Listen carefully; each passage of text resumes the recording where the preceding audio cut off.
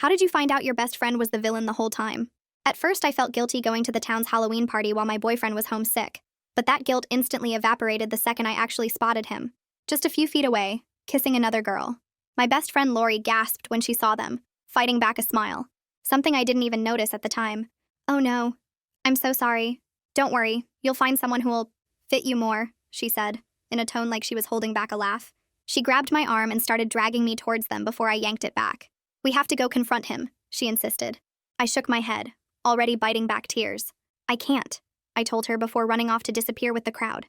I don't remember walking to the dart booth, but suddenly I was there, grabbing darts and hurling them at balloons with way too much force. Pop, pop, pop. Each balloon felt like a tiny release of the anger building in my chest. "I've never met someone so excited about throwing darts," a voice said behind me. I turned to see a guy in a phantom mask leaning against the booth, laughing. "If only your aim matched your energy." I looked at the board where only 3 of my darts actually hit a balloon and frowned. "Thank you for the advice, but I actually missed on purpose." He grinned and held up his hands. "All right, you got me." He leaned over the counter and handed out a ticket to the staff. He started accurately popping each balloon in one go. "So, bad night?" I paused, rolling the dart in my hand. "Terrible. Worst night of my life, maybe," I said quietly. I started telling the masked stranger everything. The cheating boyfriend. The matching costumes. How stupid I felt. He listened to every word without interrupting. When I finished, he was quiet for a moment before saying, "You know what the saddest part about this is?" I shook my head. "The worst part is you're blaming yourself. I can hear it in your voice. Like somehow you missed the signs or weren't enough." He stepped closer. "But the truth is, people who cheat aren't looking for something better. They're just looking for something easier. And that's on them, not you." I felt tears forming behind my mask. He smiled softly and added, "My mom cheated on my dad last year. Even now, he blames himself." We stood there in silence for a moment, the party noise fading into background static. "You want to know something crazy?" I asked. He nodded. "This is the first time tonight I haven't felt completely shattered." He smiled behind his mask. I don't remember who moved first, but the space between us disappeared and suddenly we were sharing a kiss under the moonlight. The sound of my midnight alarm pulled us apart. "Wait, your name," he said, grabbing hold of my hand. I shook my head. "I'm sorry this was wrong. I was heartbroken just an hour ago. Thank you for tonight." And I left him, thinking I'd never see him again. The next morning, Lori burst into my room and shoved her phone in my face. "Look at this! Isn't it romantic?" There were pictures of me and the guy with the mask spreading online through the community with the caption, "Looking for the girl from last night.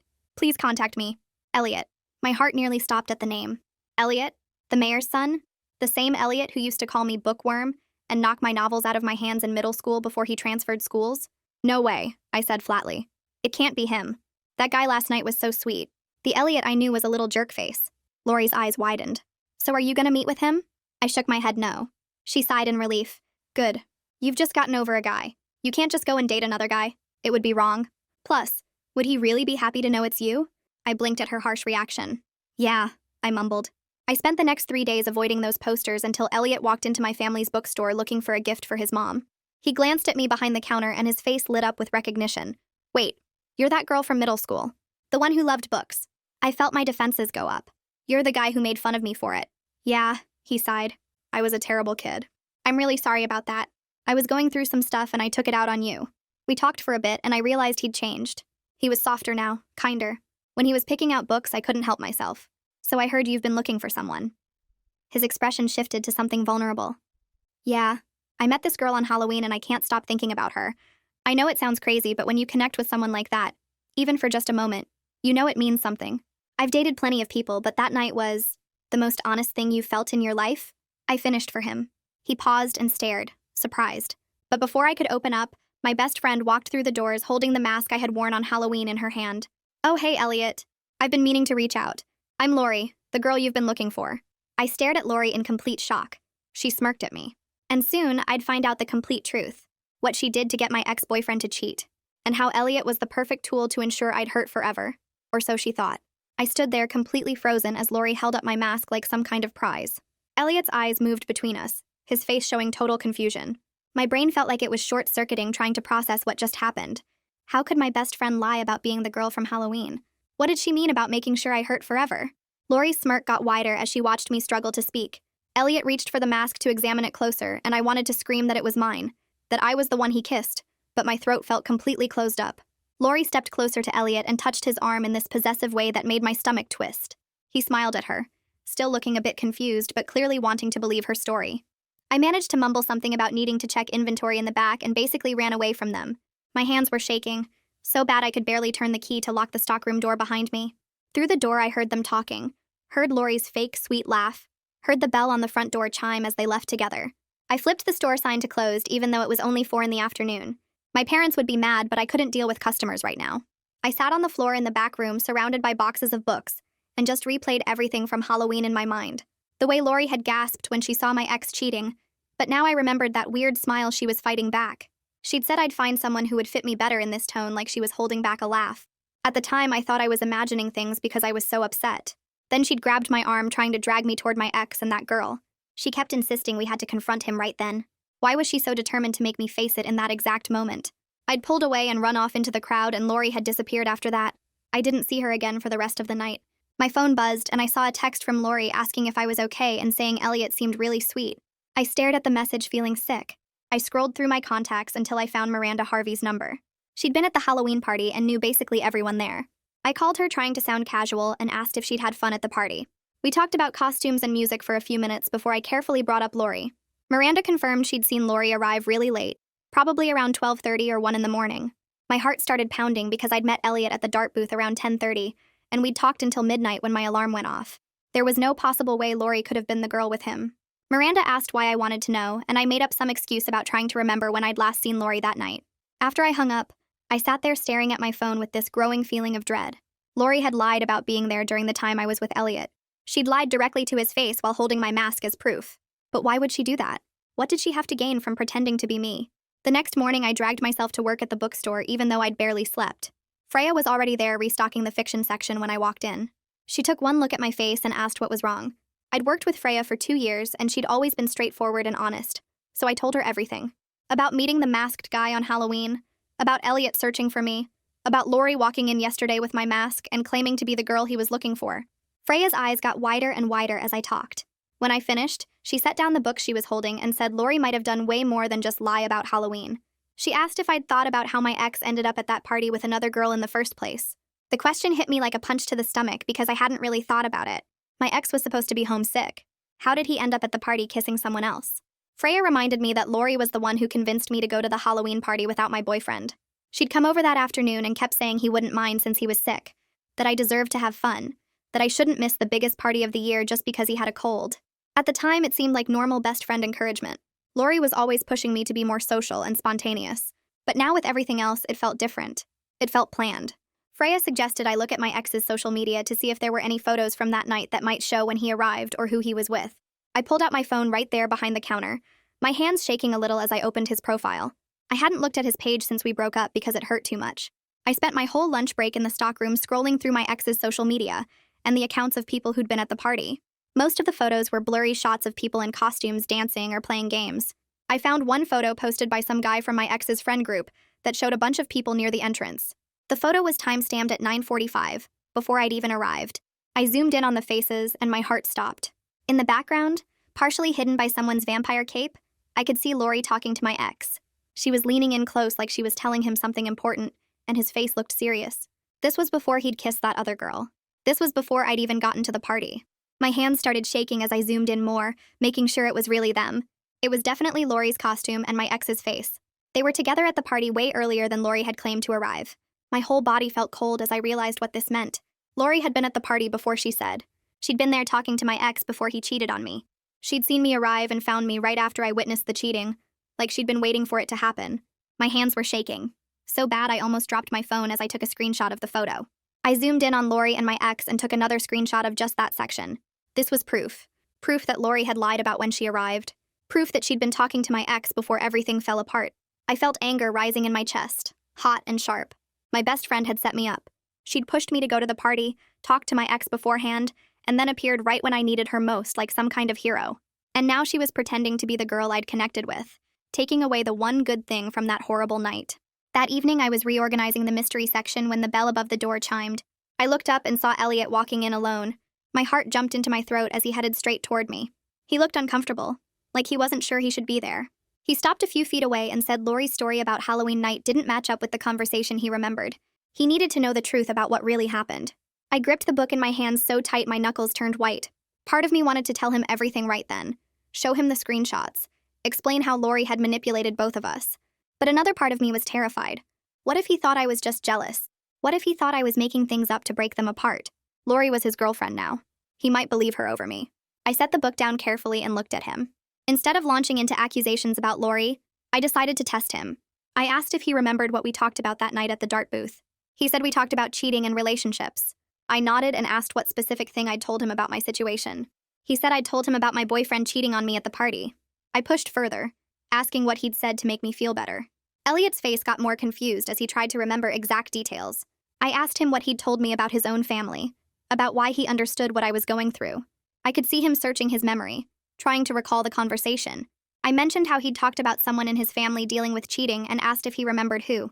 His face started to change as he realized where I was going with this. Elliot's expression shifted completely when I brought up his mother's cheating. I told him the exact words he'd said that night about his dad blaming himself even though it wasn't his fault. I repeated back what he'd told me about people who cheat looking for something easier, not something better. His eyes got wide and he took a step back like I'd shocked him. He stared at me for a long moment before saying there was no way Lori could know those details. He'd never told anyone else about his mom, not even his close friends. It was too personal, too painful. The only person he'd ever told was the girl at the Halloween party. The girl he'd been searching for. Me. I watched the realization spread across his face as he understood that I was telling the truth. But I could also see the confusion and hurt as he processed what this meant about Lori. Why would she lie about something so specific? What did she have to gain from pretending to be someone she wasn't? The door chimes rang and I looked up to see Lori walking in. Her face went from surprise to something else entirely when she spotted me and Elliot standing close together near the counter. She walked straight over and positioned herself between us, her hand reaching out to touch Elliot's arm. Her smile looked sweet, but her eyes were hard as she glanced at me. I took a step back, my heart starting to pound because I knew what was coming. Lori's eyes started filling with tears and her voice cracked when she spoke. She told Elliot I was trying to steal him because I was jealous of their relationship. She said I'd always been obsessed with him since middle school, making up stories about connecting with him. I felt my mouth drop open because none of that was true. I'd barely thought about Elliot after he transferred schools until Halloween night, but Lori kept going, her performance getting more dramatic with every word. She grabbed onto Elliot's sleeve and said I couldn't stand seeing her happy for once. Elliot looked between us, his face showing confusion and uncertainty. I could see him trying to figure out who was telling the truth. Lori started crying harder, saying she knew I'd try something like this eventually. My chance to explain was disappearing fast as Lori's tears got bigger and her voice got louder. I felt panic rising in my chest because everything was spinning out of control. Then something clicked in my brain and I remembered the books. I interrupted Lori mid-sob and told Elliot to ask her something. I said to ask her what his mother's favorite book genre was, since Lori claimed to have helped him pick out a gift earlier. Lori stopped crying for a second, her face going blank. She looked at me and then at Elliot before saying romance novels, her voice less shaky now. I shook my head and said historical fiction, specifically books about World War II and the Tudor period. Elliot's expression changed completely. He stepped back from Lori and asked her directly why she would lie about being at the bookstore with him. Lori's tears stopped like someone had flipped a switch. Her face went red and she looked at me with pure anger before turning and walking out without saying another word. The door slammed behind her hard enough to make the windows rattle. Elliot and I stood there in awkward silence for what felt like forever. The bookstore suddenly felt too quiet after all that noise. He looked at me and asked quietly if I was really the girl from Halloween. I nodded and walked over to the drawer under the register where I kept my stuff. I pulled out the mask I'd worn that night, the one Lori had been holding earlier when she walked in claiming to be me. Elliot took the mask from my hands and turned it over, studying it like he was making sure it was real. He sat down heavily on the steps leading up to the store's second floor. I sat beside him, leaving some space between us. Both of us were trying to make sense of what Lori had done and why. He'd been dating someone who lied to him while the real girl he'd been searching for was working at this bookstore the whole time. I pulled out my phone and found the screenshot I'd taken earlier. I showed him the picture from my ex's social media where Lori was talking to my ex at the party. Elliot took my phone and looked at the image carefully, zooming in on Lori's face. He mentioned that Lori had asked him really specific questions about what the Halloween girl looked like and what we talked about. She'd wanted to know everything, down to what color my mask was and whether I had any special jewelry on. I felt sick realizing she'd used all that information to create her fake story. We sat there putting the pieces together and realized Lori had crafted everything based on details she'd gotten from Elliot, but she couldn't have known the deeper personal stuff we'd shared that night. Elliot admitted he'd felt something was off about her story, but he wanted to believe he'd found the right girl so badly that he ignored the weird feelings. He said some of the things she claimed we talked about didn't match his memory, but he convinced himself he'd just forgotten. The next few days were weird and tense. I couldn't stop thinking about Lori and what she'd done. I kept going over every conversation we'd had, looking for signs I'd missed. I decided I needed to know more about my ex's cheating and whether Lori had been involved in setting that up too. I found Scott Melton's number in my phone. He was one of my ex's close friends and had been at the Halloween party. I texted him asking if we could talk about something important. He responded pretty quickly saying sure and asking what was up. I asked him if anyone had encouraged my ex to bring a date to the party that night. The 3 dots showing he was typing appeared and disappeared a few times before his response finally came through. Scott's text popped up on my screen and my stomach twisted into knots. He admitted that Lori had stopped by his place earlier that week before the party. She'd mentioned something about how I'd been acting distant with my boyfriend and maybe looking at other guys around town. Scott said Lori suggested that my ex should make me jealous to see if I really cared. I read the message 3 times, each word making me feel sicker. The manipulation went so much deeper than I'd imagined. Lori hadn't just taken advantage of my heartbreak at the party. She'd actually set up the whole cheating situation from the start. I texted Scott back asking if he was sure about the timing, and he confirmed it was definitely before Halloween. I sat there staring at my phone, trying to wrap my head around the fact that my best friend had spent time planning how to destroy my relationship. The next morning, I messaged my ex asking if we could meet up to talk. He agreed pretty quickly and suggested the coffee shop on Main Street. I got there first and grabbed a table in the back corner where we could have some privacy. When he walked in, he looked nervous and kept his hands shoved in his jacket pockets. He sat down across from me and immediately started defending himself, saying he had his reasons for what happened at the party. I cut him off and asked directly if Lori had talked to him before Halloween. His face changed and he looked down at the table. He admitted that Lori had pulled him aside about a week before the party and told him I was planning to break up with him. She'd said I was just waiting for the right time and that I'd been talking about other guys. He thought he was protecting himself from getting hurt by moving on first. I felt my hands shake as I gripped my coffee cup. My ex kept talking, explaining how Lori had actually introduced him to the girl at the party. She'd positioned them near the entrance where she knew I'd walk in and see them right away. He genuinely thought he was beating me to the punch, not realizing he was used as a tool in Lori's twisted plan. I asked him why he didn't just talk to me about it, and he got quiet for a long moment. He said he was scared and stupid, and that Lori had seemed so concerned and genuine. The anger I felt toward him mixed with this weird sense of pity. We'd both been played by someone we trusted. He apologized then. Really apologized. Not the half-hearted sorry from before. He admitted he should have communicated with me instead of believing Lori's lies. I told him I accepted his apology, but that we were done for good. He nodded like he expected that and said he understood. We sat there for another minute in uncomfortable silence before he left. I stayed at the coffee shop for another hour, pulling out my phone and opening a notes app. I started writing down everything I knew about Lori's manipulation, creating a timeline of events. She'd talked to my ex a week before Halloween, planted seeds of doubt and jealousy. She'd set up the introduction with the other girl at the party. She'd convinced me to go to the party even though my boyfriend was supposedly sick. She'd been there to witness my heartbreak and position herself as my only support. Then she'd swooped in to claim she was the Halloween girl, using details she'd gotten from Elliot to make her story believable. The whole thing had taken weeks of careful planning. She'd spent all that time and energy making sure I'd end up heartbroken and vulnerable at that party. When I got back to the bookstore, Freya took one look at my face and pulled me into the back room. I showed her my timeline and explained everything I'd learned from Scott and my ex. Freya read through my notes carefully, and then looked up at me with this serious expression. She suggested that maybe Lori wanted me isolated and hurting, so she could control how I reacted to everything. I thought about that for a second, and realized Lori had always been the first person I called when something went wrong. She'd positioned herself as my main support system, the one person I could count on. That night at home, I couldn't stop thinking about what Freya had said. I opened my text messages and started scrolling back through months of conversations with Lori. A pattern emerged that made my chest feel tight. Every time I'd mentioned getting closer to someone new, Lori had found a reason why that person wasn't trustworthy. When I'd talked about joining a study group, she'd said those people were fake and just wanted to use me for answers. When I'd mentioned a girl from work seemed cool, Lori had brought up some rumor about her being two-faced. She'd always had a reason why someone didn't really care about me or couldn't be trusted. I'd thought she was just being protective, looking out for me. But now I could see she'd been systematically cutting me off from other friendships, making sure I stayed dependent on her. My phone buzzed with a text from Elliot asking if I could meet him at the park near the bookstore. He said he needed to talk to me privately, and that he was bringing his friend Cody who'd been at the Halloween party. I agreed and headed over, my heart beating faster with each step. When I got to the park, Elliot was standing by the fountain with another guy I recognized from around town. Elliot introduced him as Cody and explained that he'd asked him to come verify some things about Halloween night. Cody smiled at me and said he definitely remembered seeing me and Elliot together at the dart booth. He described my costume in detail, even mentioning the specific color of my mask. Then he brought up how Elliot had talked to him later that night about meeting a girl whose mom had cheated on her dad. Cody said Elliot had been really affected by the conversation and kept saying he needed to find this girl again. This independent verification of everything that happened made my whole body relax. Someone else had witnessed it. Someone who had no reason to lie. Elliot looked relieved too, like he'd been carrying around doubt despite believing me. Then his expression got more serious and he told me he'd broken up with Lori that morning. My stomach dropped. He explained that when he'd confronted her about lying, she'd completely refused to accept the breakup. She'd actually threatened to spread rumors about both of us around town if he tried to pursue me. Elliot said her whole sweet personality had just vanished in an instant, replaced by someone cold and mean.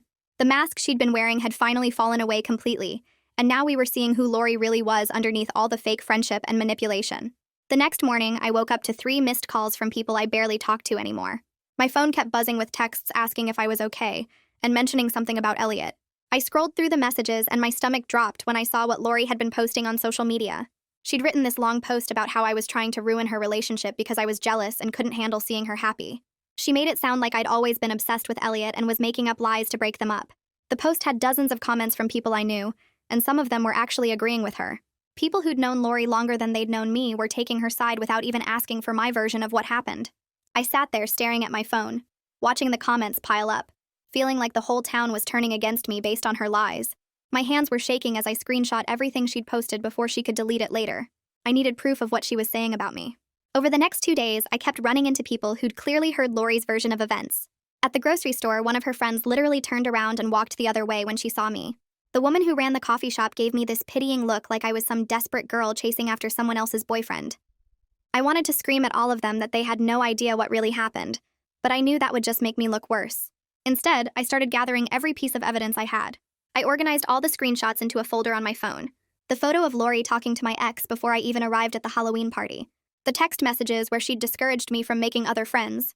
The timeline I'd written out showing how she'd manipulated everything. I also had the statements from Scott about how Lori had encouraged my ex to cheat, and my ex's own admission that she'd lied to him about me planning to break up with him. I texted Miranda and asked if she could meet me at the coffee shop on Main Street.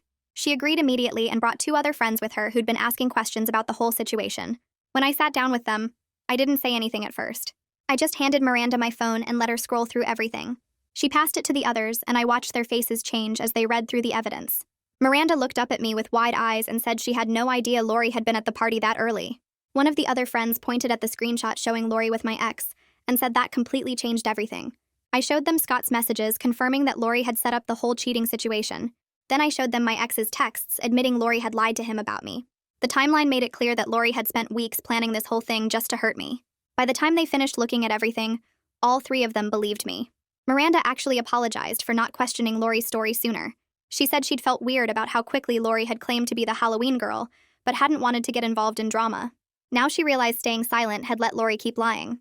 The next afternoon, I was working alone at the bookstore during the slow period after lunch. Freya had gone to the bank to make a deposit, and I was restocking shelves in the back when I heard the front door chime. I walked out to the counter and froze when I saw Lori standing there.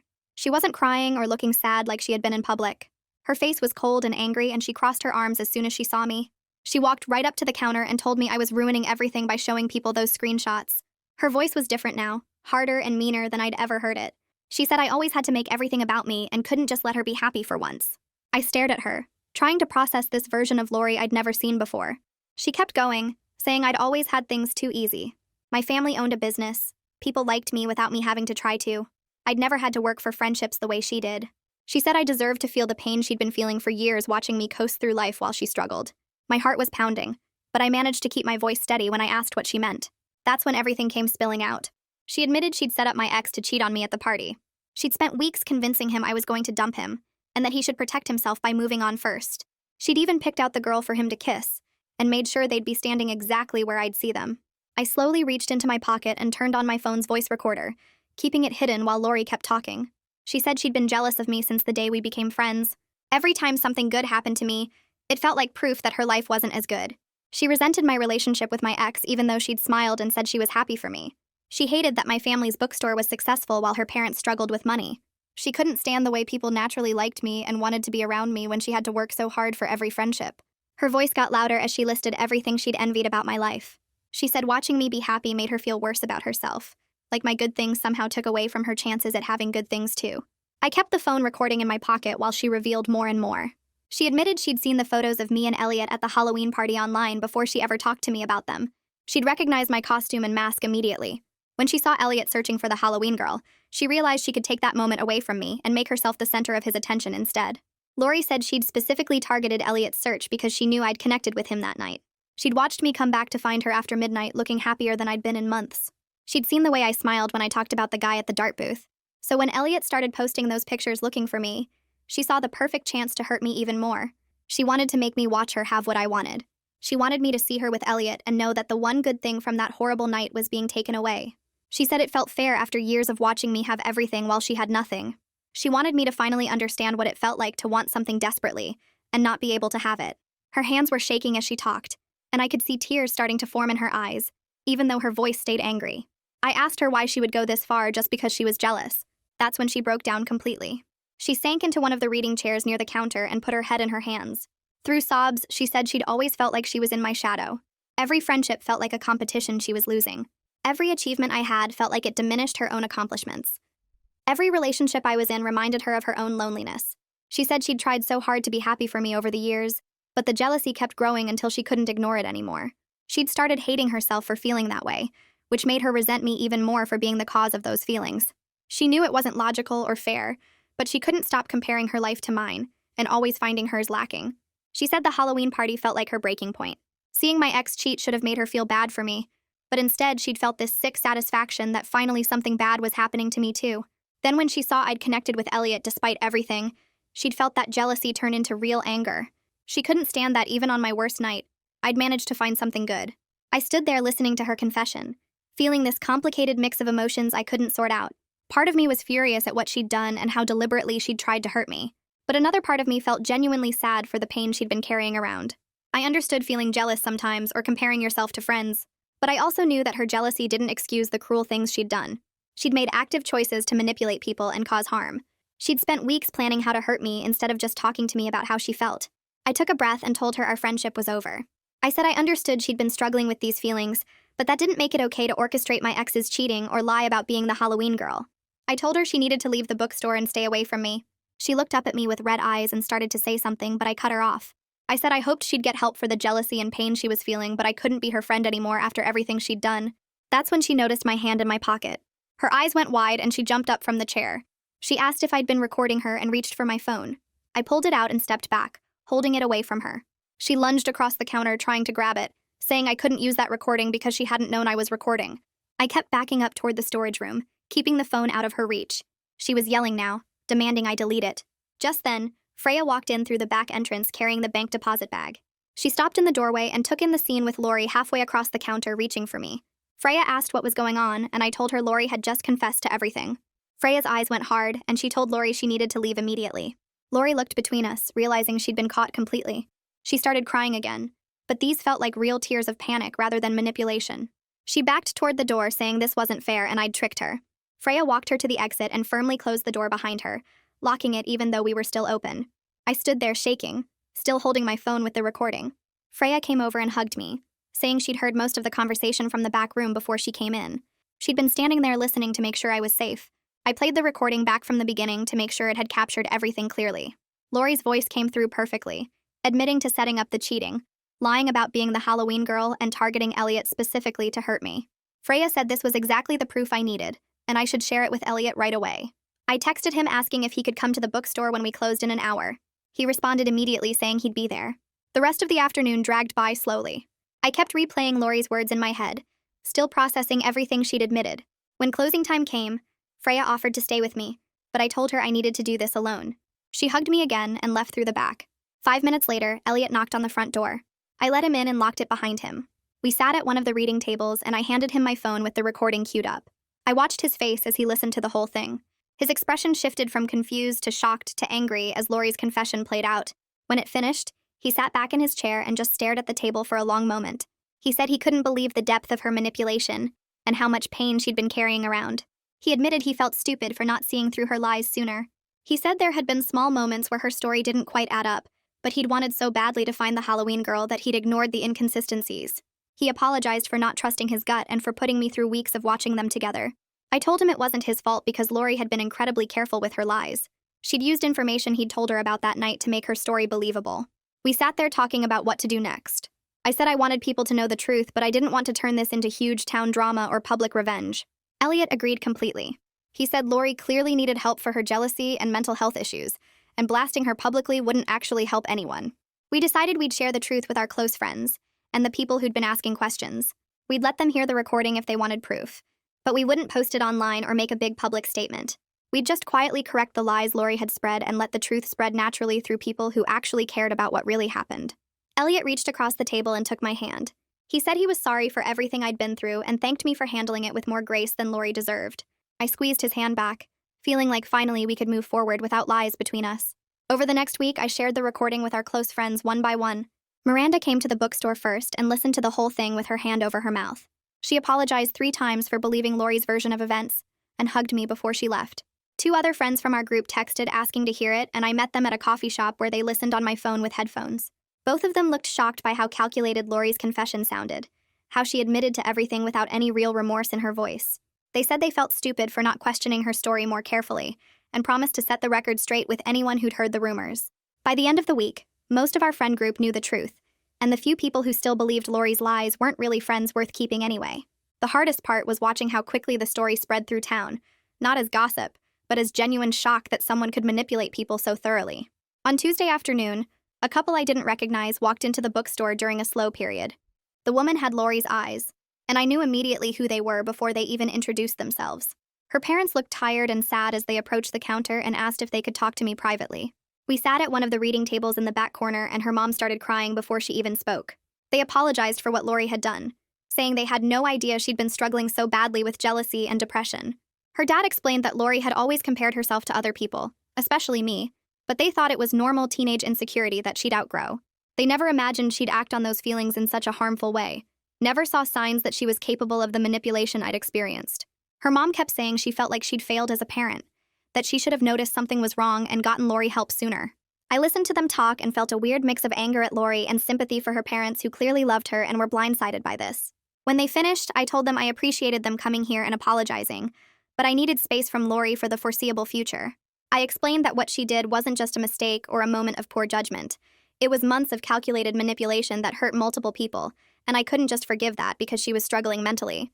Her parents nodded and said they completely understood, that they weren't asking me to forgive her or be her friend again. Her mom mentioned that Lori was starting therapy twice a week to work through her jealousy issues and self-esteem problems, that they were taking this seriously and getting her real help. I thanked them for telling me and walked them to the door, feeling emotionally exhausted from the conversation, but glad they'd at least acknowledged what happened. After that day, Elliot and I started spending more time together, but we were both careful about it. We'd grab coffee between his classes and my shifts at the bookstore, sitting in corner booths where we could talk without the whole town watching. We went on walks through the park where we'd just talk about random things like books and movies and stupid stuff from our childhoods. Neither of us rushed into anything physical or tried to recreate that Halloween night kiss right away. We were both too aware of how badly we'd been manipulated, how Lori had used our connection as a weapon against us, and we needed to rebuild that trust slowly. Sometimes we'd sit in comfortable silence, and that felt more intimate than any grand romantic gesture could have been. We were learning each other again, but this time with our masks off and our real selves showing. One evening, while we were sitting on a bench near the duck pond, Elliot started telling me about the weeks he spent searching for the Halloween girl. He described putting up posters all over town, asking every person he ran into if they knew who she might be, checking his phone constantly hoping someone would reach out. He said he felt crazy doing it, like some character in a movie, but he couldn't shake the feeling that he'd met someone important that night. Hearing him talk about searching for me while Lori was pretending to be me made my chest hurt all over again. The betrayal felt fresh and raw, knowing that while he was desperately trying to find me, my best friend was actively working to make sure we'd never connect. I had to look away from him for a minute because tears were forming, and I didn't want to cry about Lori anymore. I told Elliot how Lori's manipulation made me question everything about myself and my ability to trust people. I explained that I kept replaying moments from our friendship, wondering what was real and what was just her playing a role to stay close to me. Every time someone was nice now, I caught myself wondering what they really wanted, or if they secretly resented me like Lori had. Elliot reached over and took my hand, saying he felt exactly the same way. He admitted he'd been going through his other relationships in his head, wondering which friends were genuine and which ones might be using him because his dad was the mayor. We sat there holding hands and talking about how weird it was that Lori's lies had made us both paranoid about everyone else's honesty. That conversation led to us making a decision that became really important for our relationship. We agreed to be completely honest with each other about everything, even uncomfortable or embarrassing things. If something bothered us, we'd say it instead of letting it build up. If we were scared or insecure, we'd admit it instead of pretending to be fine. We made honesty our foundation because we'd both seen what happens when people hide their real feelings and let resentment grow in the dark. It sounds simple, but it was actually kind of scary to commit to that level of openness with someone. Still, after everything with Lori, we knew that lies and manipulation had almost kept us apart, and we weren't going to let that happen again. A few days later, my ex-boyfriend texted me asking if we could talk. I almost ignored it, but something made me agree to meet him at the same coffee shop where this whole mess had started to unravel. He looked different. Less confident, maybe, and he got straight to the point. He apologized again for cheating and for believing Lori's lies about me, and then he told me he was cutting ties with her completely. He explained that he'd been working with a therapist on his trust issues, realizing that he'd let Lori poison his view of our relationship because he was insecure. He said he should have talked to me directly, instead of listening to someone else's version of what I was thinking or feeling. The apology felt genuine, and I could see he was actually trying to grow from this. I accepted his apology and told him I appreciated him being honest about everything, but I also made it very clear that we weren't getting back together. That relationship had ended for good reasons that went beyond just the cheating, and I'd moved forward with my life. He nodded like he'd expected that answer and said he understood, that he just wanted to clear the air and take responsibility for his part in the drama. We finished our coffee and parted on decent terms. Not friends, but not enemies either. It felt good to close that chapter properly, instead of leaving it messy and unresolved. Through all of this, Freya became a much closer friend than she'd been before. We started taking our lunch breaks together, and she'd stay after closing sometimes to help me organize shelves while we talked. One day she mentioned how Lori used to make little comments about her, nothing major but enough to make me feel slightly uncomfortable around Freya. I realized Lori had been doing that with several people, subtly creating distance between me and anyone who might become a close friend. She'd position herself as my only real friend, the only person who truly understood me, while quietly undermining every other friendship I tried to build. Now I made a real effort to strengthen the friendships Lori had tried to damage, reaching out to people I'd drifted away from and rebuilding those connections. It was like cleaning out a wound, painful but necessary, and I could feel myself getting healthier as I let go of Lori's influence and surrounded myself with people who genuinely cared about me. A week later, Elliot asked if I wanted to meet his mother properly, not just as the bookstore clerk, but as the girl he'd been searching for. My stomach twisted with nerves as we walked into the mayor's house, a big old place on the hill with white columns and perfectly trimmed hedges. His mother answered the door and her face lit up the second she saw me.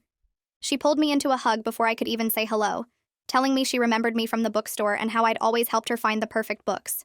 She led us into the kitchen where she'd made cookies, and we sat around the table while she asked me about my family and the bookstore and college plans.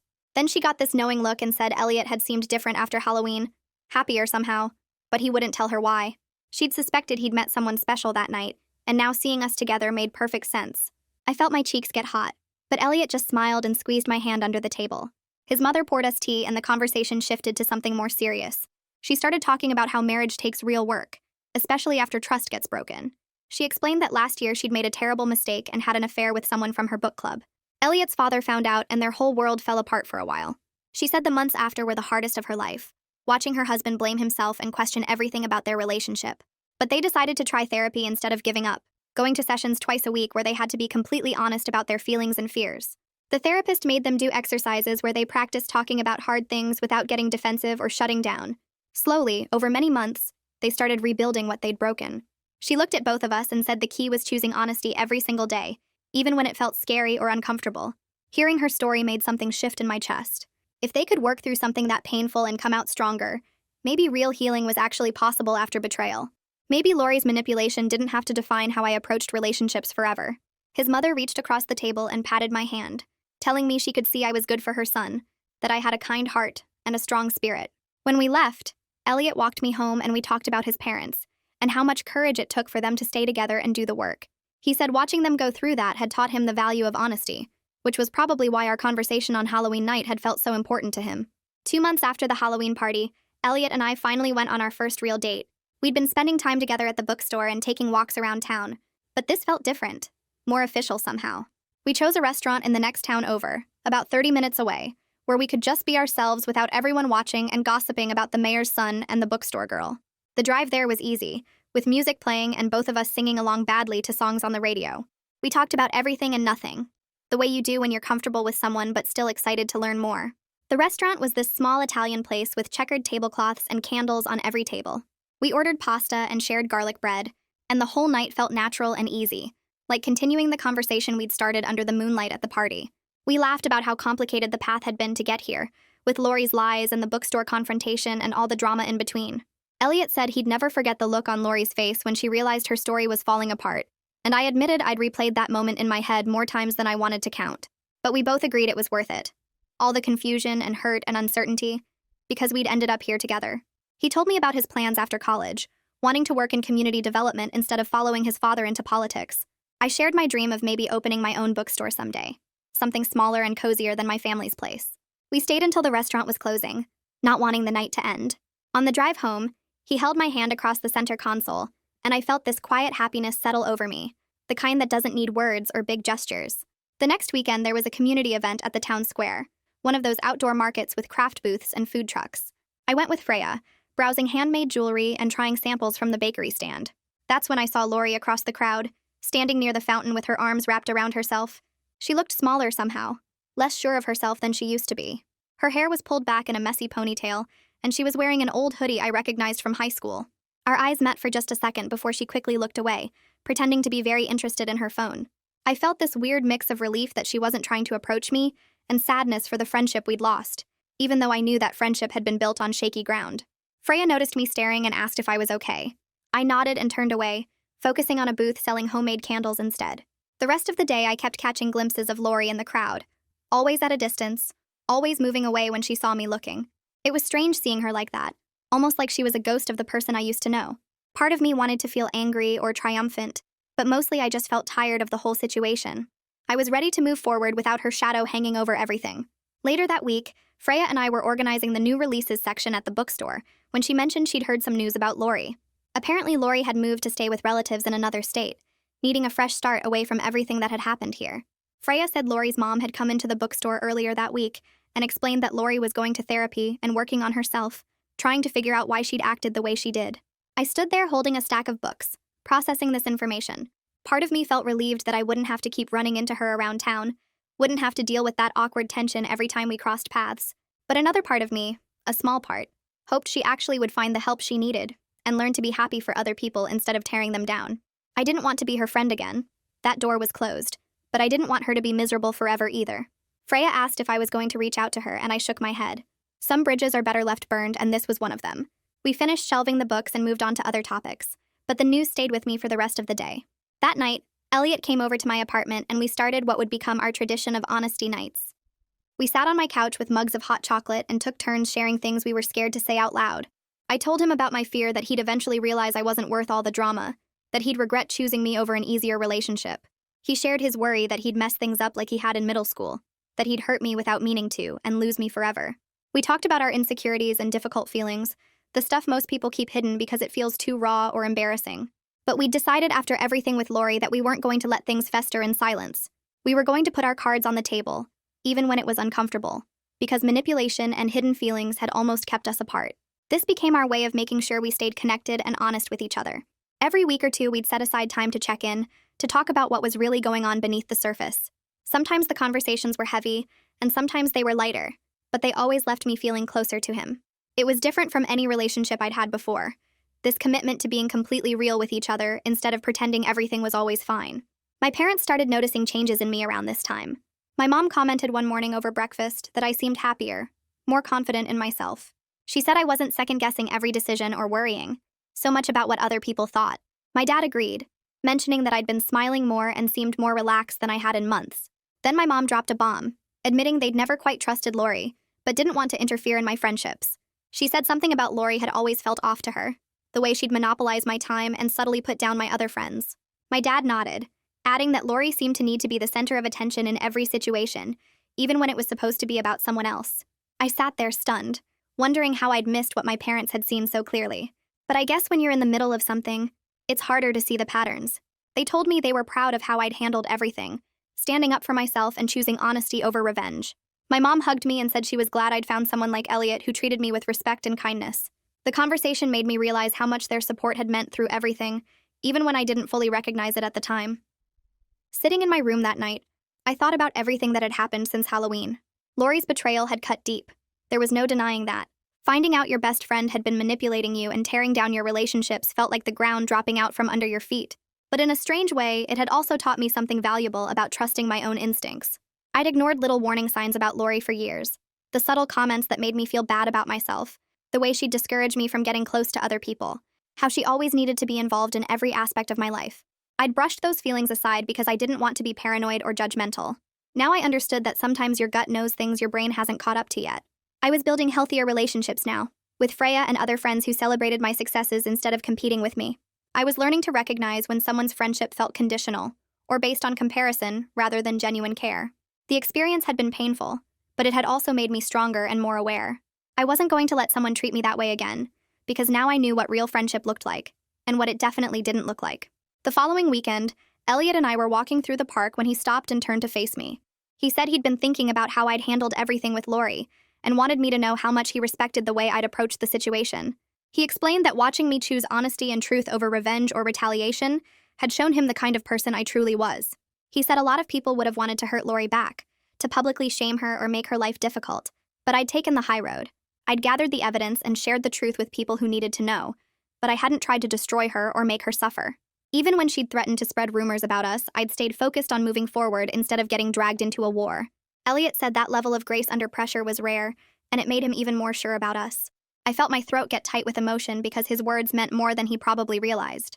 After months of feeling stupid and foolish for not seeing Lori's manipulation sooner, hearing that someone saw strength in how I'd handled it helped heal something inside me. We kept walking, his arm around my shoulders, and I felt grateful for the strange path that had led us here. The Halloween party that started with heartbreak had somehow ended with something real and honest, and that felt like the best possible outcome. The winter festival came 3 weeks later, and Elliot asked if I wanted to go with him. I said yes without hesitation. We walked through the town square holding hands while white lights hung from every lamppost and the smell of hot chocolate filled the cold air. People were everywhere, bundled in coats and scarves, their breath making little clouds in the freezing night. I spotted a few familiar faces from the crowd who had believed Lori's rumors when she first started spreading them. One woman from my mom's book club stopped us near the ice skating rink. She touched my arm gently and told me she was sorry for judging the situation without knowing the full story. She said she should have talked to me directly, instead of listening to gossip. Another guy from Elliot's high school friend group came up and shook Elliot's hand, admitting he'd been wrong to question our relationship. He said seeing us together made it clear that whatever Lori had claimed was obviously not true. Each apology felt like a small weight lifting off my shoulders. Elliot squeezed my hand after each interaction, and I could feel his support without him having to say anything. We grabbed hot cider from a booth and found Cody standing near the carousel with a huge grin on his face. He walked over and immediately started laughing before he even said anything. He looked at Elliot and said the whole search could have been avoided if Elliot had just paid attention to basic details. Cody explained that I'd been wearing the same perfume at the bookstore that I wore on Halloween night, something Elliot should have noticed right away if he'd been thinking clearly. Elliot's face turned red and he tried to defend himself, but Cody kept going, listing all the obvious signs that were right in front of him. The mask sitting on the bookstore counter, the way I finished his sentence about the most honest thing he'd felt, even the fact that I knew specific details about his mom's reading preferences. We all started laughing because looking back, it really was so obvious. I admitted I should have just told him the truth right away, instead of letting Lori walk in and complicate everything. Cody said we were both idiots, but at least we figured it out eventually. The whole conversation felt light and easy, like we could finally joke about the situation without the weight of Lori's manipulation hanging over us. 4 months had passed since Halloween and Elliot and I had built something solid. We weren't perfect, and we still had moments where old insecurities crept in. Sometimes I'd worry that he'd realize I wasn't as interesting as that first conversation made me seem. Other times he'd get quiet and withdrawn, convinced he was going to mess things up like he had with past relationships.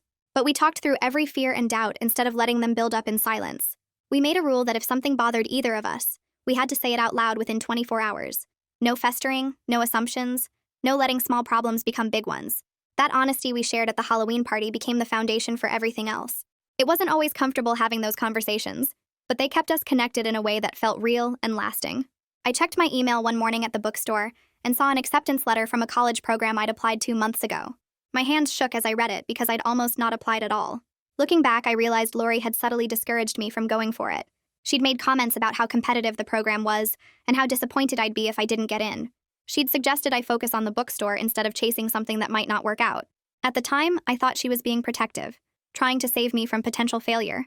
Now I understood she'd been holding me back, keeping me small so she could feel bigger by comparison. Elliot came into the bookstore that afternoon and I showed him the acceptance letter. His face lit up immediately and he picked me up in a hug, spinning me around between the bookshelves.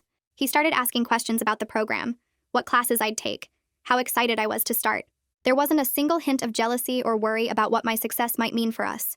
He was genuinely thrilled for me, celebrating my achievement without making it about himself. That reaction meant more than he probably realized because it showed me what real support looked like. A week later, I ran into my ex at the grocery store. He was with a new girl, someone I vaguely recognized from around town. They were laughing together in the produce section and he looked genuinely happy. When he spotted me, there was a brief moment of awkwardness, but then he smiled and walked over. He introduced his girlfriend and asked how I was doing. I told him about the college program and he congratulated me sincerely. We exchanged a few pleasant sentences about nothing important, and then we both moved on with our shopping. The whole interaction lasted maybe 2 minutes, but it felt significant because there was no anger or tension left between us. We'd both moved past the drama Lori created and found something better. He seemed content with his new relationship, and I was happy with Elliot. The cheating that felt so devastating on Halloween night had become just a thing that happened, not a wound that still hurt. Standing in my family's bookstore that evening, I looked around at the shelves I'd grown up with and thought about everything that had unfolded here. This was where Lori had walked in holding my mask and claimed to be someone she wasn't. This was where Elliot and I had our first real conversation after Halloween. This was where the truth finally came out, and the lies fell apart. Lori had tried to ensure I'd hurt forever, orchestrating my ex's cheating and stealing my moment with Elliot. She'd wanted me to watch her have what I'd connected with while I stayed broken and alone. But her plan had backfired completely. Instead of destroying me, she'd cleared away a toxic friendship I didn't even realize was poisoning my life. She'd pushed me towards someone who valued honesty and real connection. I'd built stronger friendships with people like Freya who actually celebrated my success. I'd learned to trust my own instincts instead of second-guessing every feeling. The betrayal had hurt deeply, cutting through years of friendship and trust, but it had also led me to something genuine. Sometimes the worst moments really do lead to the best outcomes, not because the pain doesn't matter, but because it forces you to see what was wrong and find something better.